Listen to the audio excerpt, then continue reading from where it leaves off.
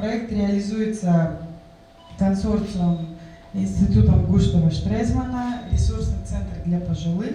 Бүгүн Ош шаарында миграциянын тобокелдиктери жана кесепеттери аталышындагы маектешүү аянтчасы өттү. Иш-чарага мамлекеттик органдардын өкүлдөрү, коомдук кеңештин мүчөлөрү, эксперттер жана журналисттер катышты. Анда эмгек мигранттарынын укуктарын коргоо жана илгерилетүү жаатында пикир алмашуу орун алды. Бирден бир көйгөйүбүз бул миграция маселеси.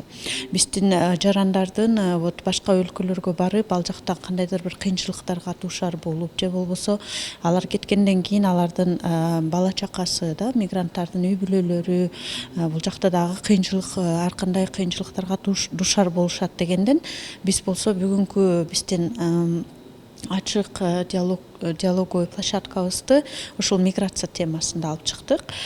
Эми болсо биргеликте ошол маселени кантип чечебиз? Чече албасак деле жок дегенде ошол нерсени жергиликтүү же болбосо бийлик өкүлдөрүнө кантип жеткиребиз, чтобы биздин жарандар чет өлкөгө ишке чыгып атканда кандайдыр бир аябай оорлуктарга дуушар болбош үчүн өздөрүнүн укуктарын билип, даяр болуп, анан миграцияга кетүү маселесин кантип карайбыз. Кыргызстанда 1,5 миллионго жакын адам өлкөнүн тыш жагында иштеп жүрүшкөнү айтылып жүрөт. Адистер миграциянын пайдасынан зыяны көп экенин ачык талкууда билдиришти. Өспүрүмдөр арасындагы суицидти териштире келгенде басымдуу бөлүгү ата-энеси менен жашабаган болуп чыгып жатканы да айтылды.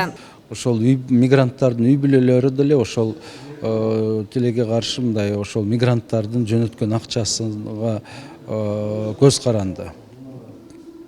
Ал бир жагынан. Эми экинчи жагынан мен презентациямда айтып кеттим, миграциянын терс жактарынан ошол иждивенчество пайда болуп атат. Анан мигранттар жөнөткөн акчаны туура эмес иштетип алып атат бул жерде туугандары. Хотя бы ошон жөнөткөн акчаны малый бизнес кылып, хлебопекарня же макаронный цех же дагы ошого окшогон бир мастерская ачып койсо, мигранттарыбыз кайра келгенде бул жерде аларга кандайдыр жумуш менен камсыз болуп калчу. Кыргызстандын келечеги үчүн аябай кооптоном. Себеби ал балдар сүйүүсүз, тарбиясыз, анан мээримсиз, анан колдоосуз чоңойгон балдар да. Ошон үчүн жанагы образец көрбөгөн үчүн үйдөгү кандай мамиле кылыш керек, ата-энеге сый көрсөтүш керек, бир туугандар менен кандай болуш керек, кошуналар менен кандай мамиле этиш керек, достор менен кантиш керек, как нужно переживать.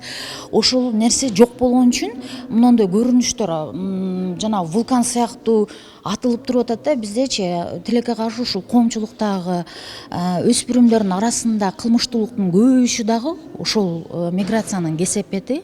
Чакырып кетет элем ата-энелердичи.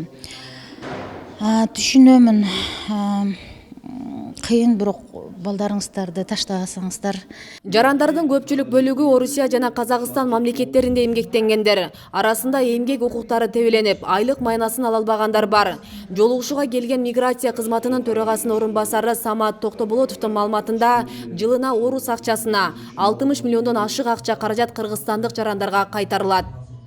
Москвада, Тюменде жана Красноярскеде өзүнүн өкүлчүлүктөрү бар. Ошол жерде жалпысынан 11 киши иштейт, бирок аны биз баарыбыз түшүнүп турабыз, бул жетишсиз бул сан.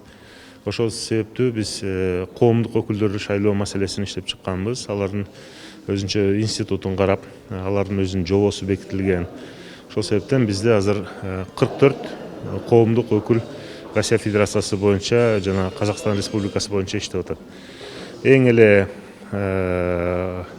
көйгөн маселелер, жана мен айтып кеткен маселелер бул эмгек укуктарынын тебелениши, кандай гана бир жаман жагдайларга, жаман көрүнүштөргө биздин жарандар дуушар болсо эле, дароо алар биздин өкүлдөргө кайрылып, ошол жерден өзүнүн жумуштарын чечип, маселелерин чечкенге шарты бар. Эгер коомдук өкүлдөр чече албаса, анда дароо биздин штаттык кызматкерлер кошулуп, ошол жерден тийиштүү иш-чаралардын баары көрүлөт. Маектешүү аянтчасы өлкөнүн бардык аймактарында 2019 жылдан бери атайын долбоордун негизинде ишке ашып келет. Анда региондордун көйгөйлүү маселелери көтөрүлүп, анын чечүү жолдору талкууланат.